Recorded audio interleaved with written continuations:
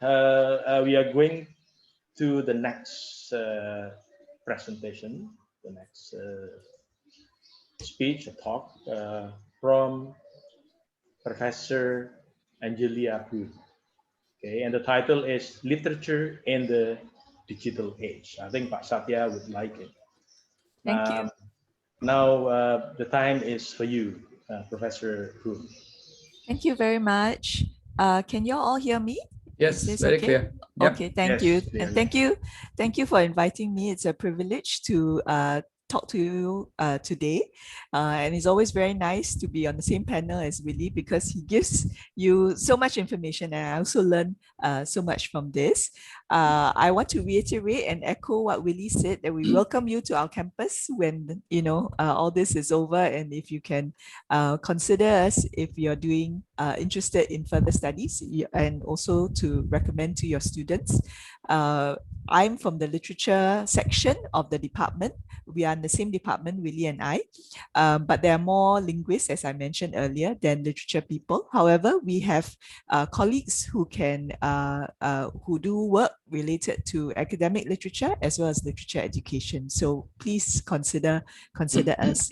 Okay, I'm going to share screen now. And this is the title of my talk, as was mentioned earlier. Sorry, literature in the digital age. Your screen is not there yet. Your slides oh, sorry. not there yet. Yeah. Okay, thank you. Oops, yes, I realized what was wrong. Okay. Okay, Hang I on, thought it was in the process. Okay. Oh, is it? Yeah. Yeah. Okay. Yeah, it's on the way. Thank you. Yeah, it's on now. Yeah, presentation mode. Yeah. Yes. Yeah. Okay. Yeah, So good. living in a digital age, we have a lot of opportunities and challenges, right? We all have experienced how fast news, information, images can travel in the digital age. So many times this is an advantage. Ideas can be put together, innovation can grow. And through the digital age and through the digital world, we can also transcend boundaries. We don't need to move first into the national space and then go international, okay? But the drawbacks of speed are also obvious. Misinformation and worse, disinformation. So what is also clear is that there's a growing digital divide in generational, geographical, and wealth terms. So inequality continues to be a problem in most societies around the world. So in this COVID-19 pandemic, which has occurred in our digital age, it has elevated the importance of science, right? When we think of the testing, the virus treatment, the therapeutics, and the effective vaccines, this historical moment has underscored the need for science education. But what about subjects in the humanities and the arts? Those of us who work in these disciplines have also tried to make a case for the importance of these disciplines.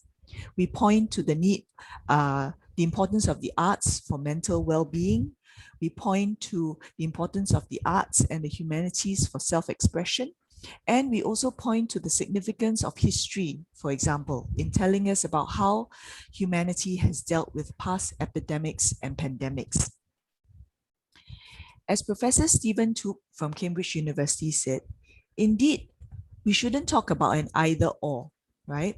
We need the scientific discoveries, the vaccines, but we also need people who can help understand how to make these function effectively in diverse societies. So if we take, for example, the digital world, without law, ethics, and storytelling is key to literature, the digital public sphere becomes unusable. So in my presentation today, I want to focus on the importance of literature in our digital age and examine this in relation to three main points: imagination, criticality, and empathy. Right, so there's a link to what Pak Willie was also saying, because he was very interested in student-centered learning and in humanizing learning. So this is very much in that same vein. So the first point that I want to talk about is, of course, imagination. So the importance of literature to imagination cannot be undervalued. When we read, we are ushered into the world of the text, which in many cases may be a world, either we recognize it or one that is not familiar, or it may even be a very unrealistic world. What literature does is it allows us to imagine our world and also to reimagine and re-envisioning it by suggesting possibilities for change. So what can literature do?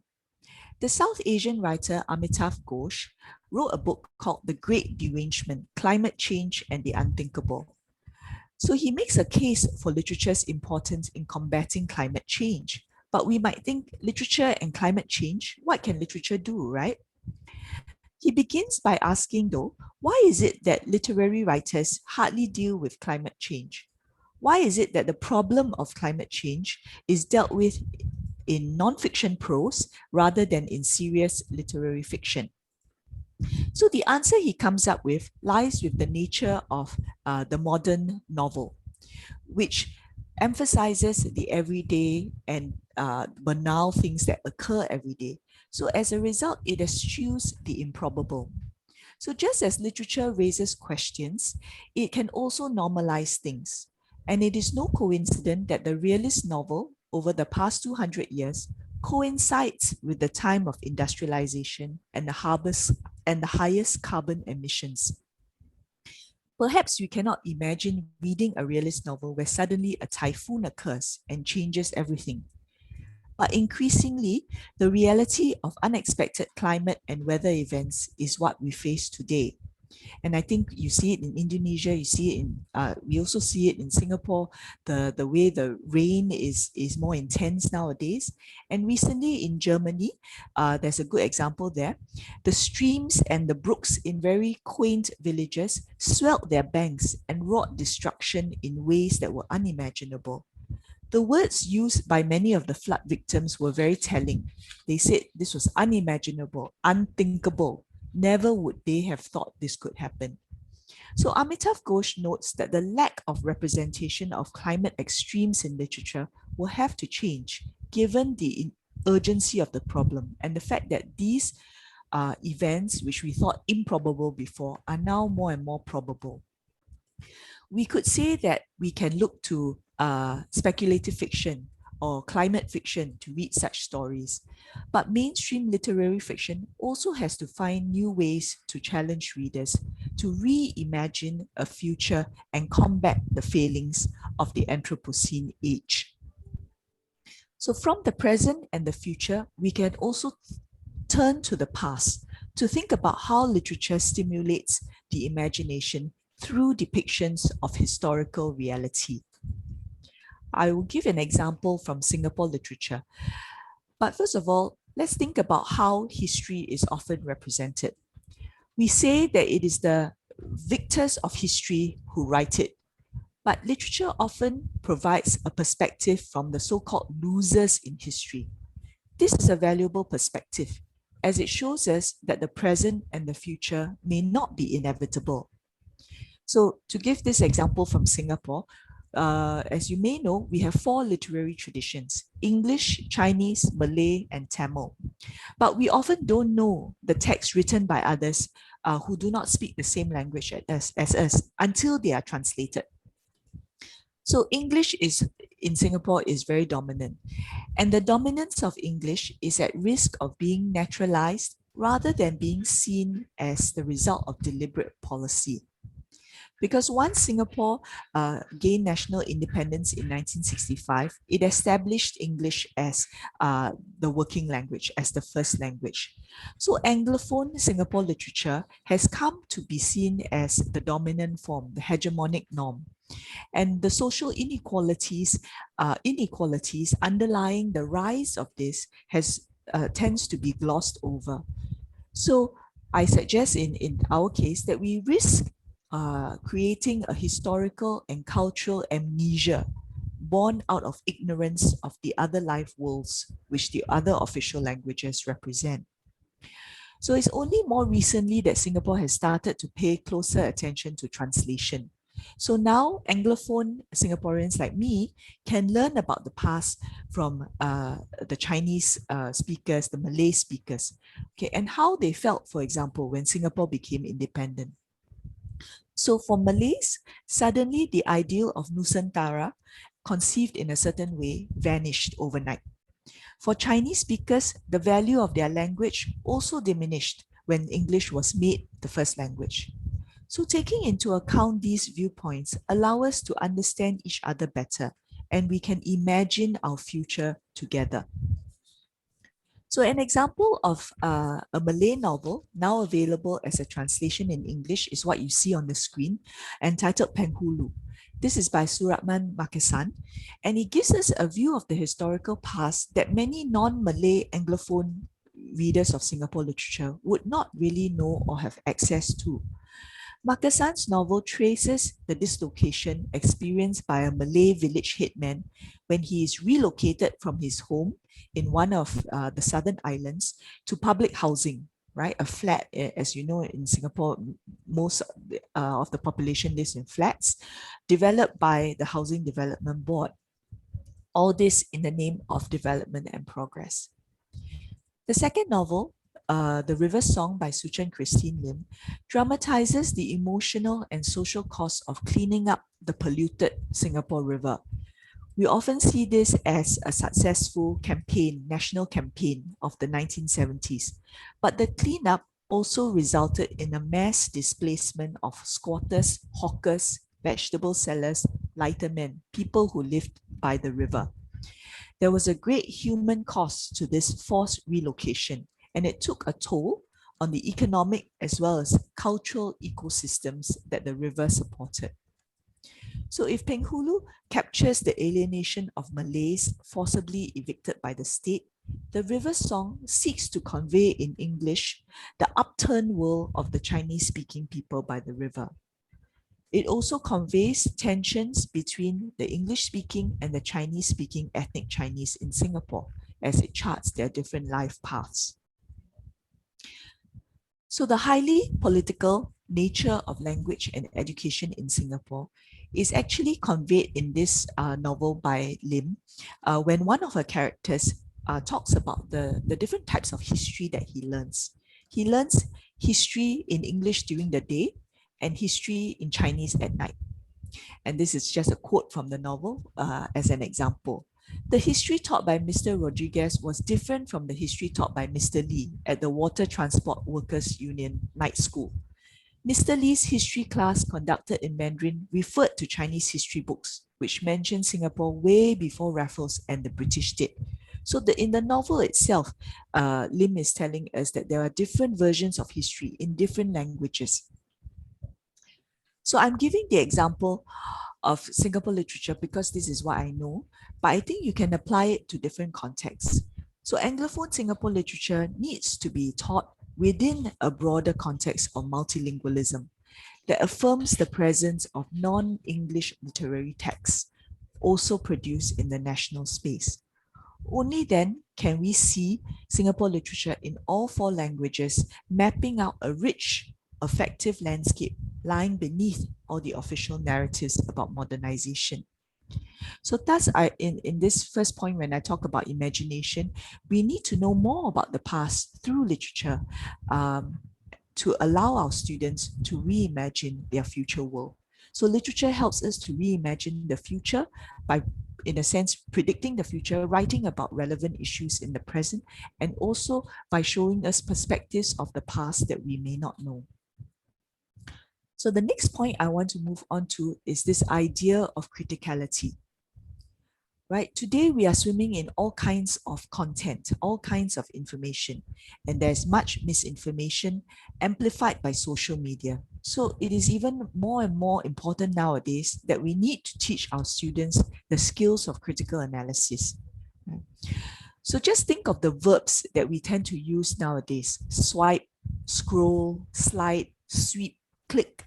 Right? We receive and want everything very fast. These are all verbs that suggest very quick actions. We want to respond quickly to email, to text messages. So in this kind of environment, patience actually becomes a virtue.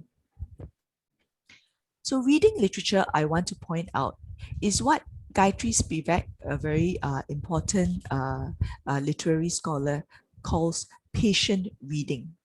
So Gayatri Spivak says that patient reading, which is what reading literature is about, is suspending oneself into the text of the other. Through literature, you encounter the other who may not be familiar, but you are open and willing to take a chance. Reading literature is not passive consumption of something that is very predictable. It's deliberate reading.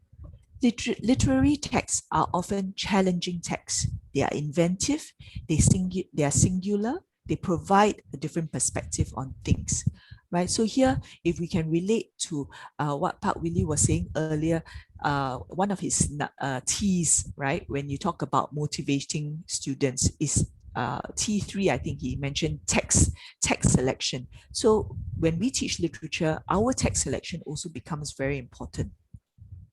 Right? So literature often involves rereading and deciding what you think the text means. And we need a lot of patience and stamina for a long read, or even stamina for a poem, which we share with our students. Right? The poem may be short, but it can be ambiguous and it can have multiple meanings. So when we encounter the unfamiliar in literature, right, whether this means another person or another culture, we are caught in what Vilashini Kupan calls the ethics of reading. What is the ethics of reading? Right? It turns on the moment in which we fail to recognize the familiar and we claim that failure as a modality of knowledge. Okay, so we don't see it as failure, as something totally negative, but we turn it into something positive, because that becomes the moment when we start to think more critically about ourselves, about our culture. So we need to work through, as literature teachers, these destabilizing moments in the text to analyze this encounter with our students, right? And to see all this as deliberate defamiliarization or estranging. This is what we might call a kind of pedagogy of alterity. So as lit teachers, we can thus carefully select texts that disorient the reader, that makes them critically analyze themselves and their position through different lenses. So this will help them to be more self-reflexive and to gain comparative cultural understanding. Okay. Criticality also becomes important when we think of the literature text as worldly. Here, another critic, Edward Said, also very famous in post-colonial studies, he mentions that texts have ways of existing that even in their most rarefied form are always enmeshed in circumstance, time, place, and society. In short, they are in the world and hence worldly. So what Said is saying is that texts always are embedded in circumstances, right? In specific language and rhetoric, and in a particular historical moment. So we must recognize the situatedness of text and our own situatedness as readers and teachers. By insisting on the literary text's worldliness, Said is interested in how power and interests and positions operate in a text and in society. Right?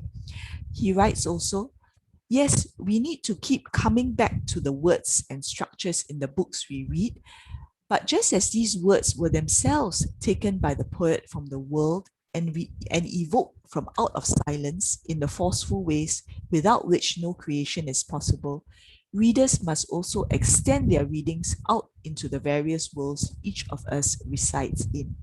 So not only do we help our students to disembed, to contextualize the world in which the text was written, we also help our students to extend their readings into the various worlds, right? So that we don't just passively sit with all that we have gained from literature and that's it, right? We also need to therefore pay it forward, move forward, go back into the world with our readings.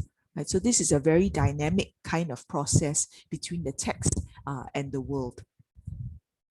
So we need to help our students unpack the text and then extend the readings out into the world. Okay, and I would say that we can always model criticality, right? And we should model criticality. So for example, if let's say we discuss a poem in our class with our students, and here I have a very short poem by Philip Larkin that I think I have time to just quickly read and to suggest how we can model critical reading. The Mower by Philip Larkin. The mower stalled twice. Kneeling, I found a hedgehog jammed up against the blades, killed. It had been in the long grass. I had seen it before and even fed it once. Now I had mauled its unobtrusive world unmendably. Burial was no help. Next morning, I got up and it did not. The first day after a death, the new absence is always the same. We should be careful of each other. We should be kind while there is still time. So it's a simple everyday poem about someone cutting the grass and accidentally killing the hedgehog. But what does it mean on a larger level? So as a poem, it is also about something more existential, about something more abstract. And we can help our students gain that perspective, right? Because abstract and symbolic thinking, in this case, are more important than the literal meaning. And this is a key part of criticality. So in this part where I emphasize criticality, I reiterate the importance of literature because it involves patient reading and because it involves all this unpacking and multiple meanings. So in the literature classroom, when we have a critical discussion and a critical debate, what are we doing? We are actually modeling how we can listen, talk to each other, and have a constructive debate in the public realm. Right? We will focus on ideas and rationality of argument rather than identity politics or who you are. This will help us build a less polarized and polarizing world in the digital age, one where we hopefully will not so easily resort to violence once we stop listening to each other. My last point, remember I was talking about imagination, criticality, and now my last point is about empathy. So the third and final point, empathy. In this digital age, telecommunications are vastly easier, right? So here I am talking to you from my house, my home in Singapore, instead of being in front of you in a lecture theatre, which is what might happen in pre-COVID times. Nowadays, all our encounters are also online, right? We might have medical consultations online, therapy sessions online, but are we really connecting, right? Even if the means of communication has improved. How do we as educators promote connection to others and foster intercultural understanding and communication? Literature's potential, I say, for cultivating empathy is something that we can harness. So what is empathy? Empathy is putting yourself in another person's shoes, trying to feel what that person feels. And many people strongly believe that reading literature makes us more empathetic. Many people believe in the transformative power of literature, so much so that they will actively seek out books by authors that they like because they think that these books will change them, make them better people. Whether the empathy that we experience from reading literature can actually lead to better behavior, altruistic behavior, or pro-social behavior is debatable, especially when psychologists consider this question. There's a whole host of other factors to consider if we want to try and prove this link. Excuse me, 5 minutes, Professor. Okay, come. So Suzanne Keane, a writer who has authored a book called Empathy and the Novel, she says that even though the events for these effects is still scanty, the faith in the relationship between reading narrative and moral or social benefits is very strong and is very pervasive. It remains a bedrock assumption of many scholars, philosophers, critics, and cultural commentators. So even though it's debatable whether or not if you are empathetic or you feel empathy, this will translate to better behavior, we could still argue that literature allows us a space to exercise empathy. Firstly, on one level as private readers, right? When we read, the first condition is that we are open to the text. So you suspend your belief that you are better or that you are indispensable. So that openness to the other and the implied equality there is important. And it's the first step in empathy. So scholars of narrative empathy analyze the cues in a text which invite empathy, and they point to character identification, sometimes not always with a human character, as an important cause of narrative empathy. Besides private reading, what we discuss in a classroom, as I said, as literature teachers, is also important. And there we can teach our students hospitality, curiosity, and openness. So in a digital age, literature affords us many opportunities for profoundly educating our students, getting them to empathize with others and also reflect on their empathy. And through literature, we lead them to encounter different others, different cultures, so that they see not just human differences, but finally find a common humanity.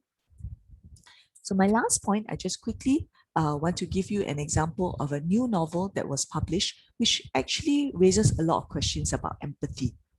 So Kazuo Ishiguro, you may recognize him as a Nobel Prize winner of literature. He recently, just this year, published this novel called Clara and the Sun. So it's a fictional work, but it forces us to think about empathy, right? So in this novel, very quickly, I'll just give you a short summary. Clara is a robot. She's what they call an artificial friend. She's supposed to be a companion to humans, right? And she cares for a girl called Josie, who is sick. She's suffering from some unnamed illness. The whole novel is told from Clara's point of view, the robot's point of view. But the novel raises key questions about empathy and how and whether or not we can empathize and identify with non-human beings. So as Josie, the girl, gets sicker, the question of whether Clara can become her comes up. And if that's possible, could all the emotional attachments between between Josie and those who love her be replicated? So can a robot, through artificial intelligence, replace human beings? What makes us human? Then as Josie gets better, Clara is left behind. She is discarded once she has outlived her usefulness. Again, questions about the use of artificial intelligence as well as existential questions about what it means to be empathetic, to care and to love are raised. Can a robot feel empathy? And can and should we feel for a robot? So this novel also asks us to consider empathy through form, because it's a first-person narrative, right? And so we ask ourselves, does a first-person narrative immediately make us more empathetic? And if so, what are the implications of this? How is this subject to manipulation? So this is just an example. So in conclusion, I just want to summarize again the three key ideas that I have, that I see is at the heart of literature and literature education in the digital age: imagination, criticality, and empathy. So just remember ICE, the three main points. Thank you very much. And I'm happy to take questions if there are any questions now. Thank you. Okay, thank you, Professor Poon.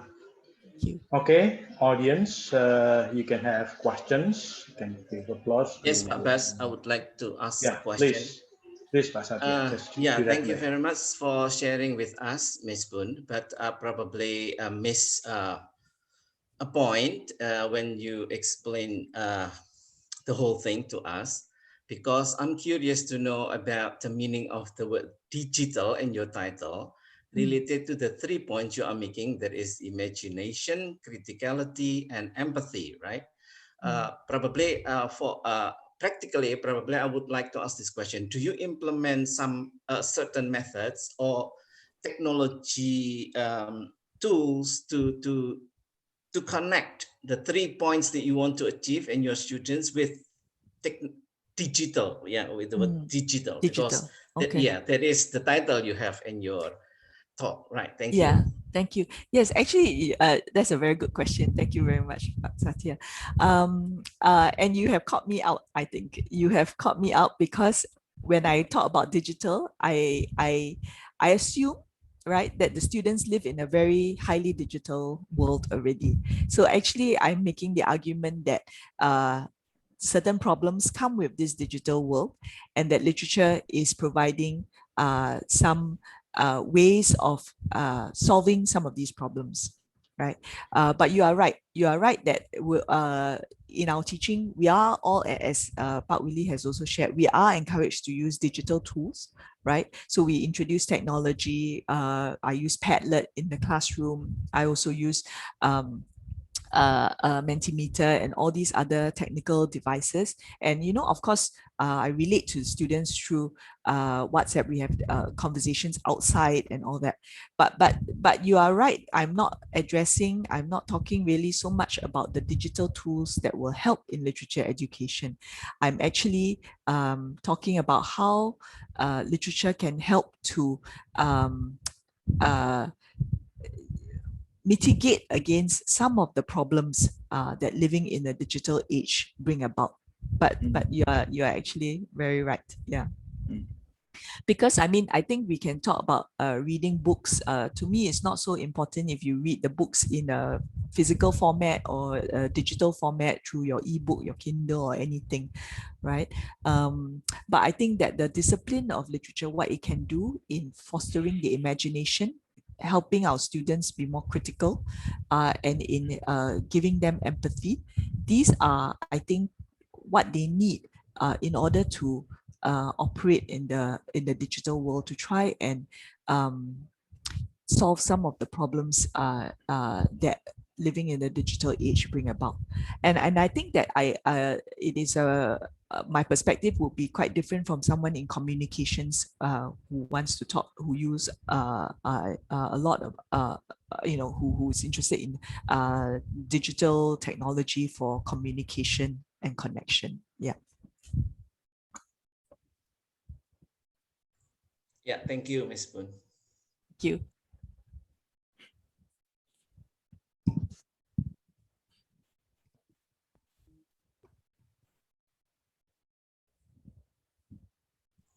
Babas? Hey, Babas is missing. Wow, the moderator is missing. Maybe he has gone for a drink. Get a drink of water. So while waiting, I'm sorry to represent him. So we can accommodate other questions, please.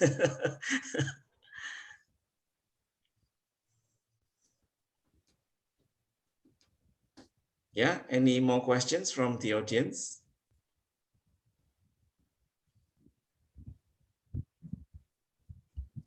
Bumi, Pak Tui, perhaps Pak Bas is connecting again.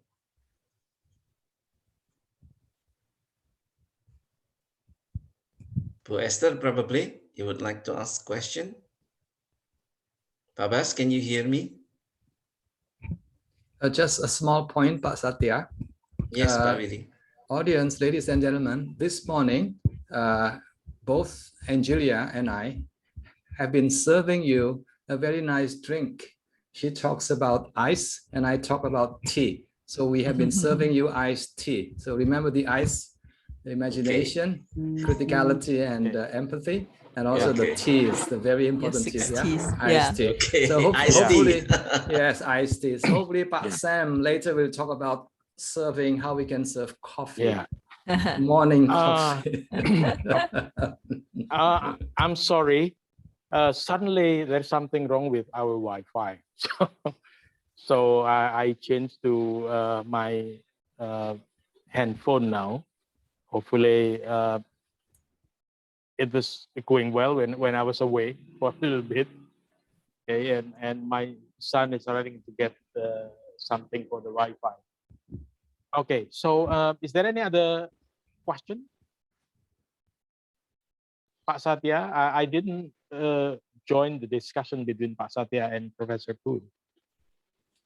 Yeah, already answered, Pak Bas. Yeah, is there any other question? No?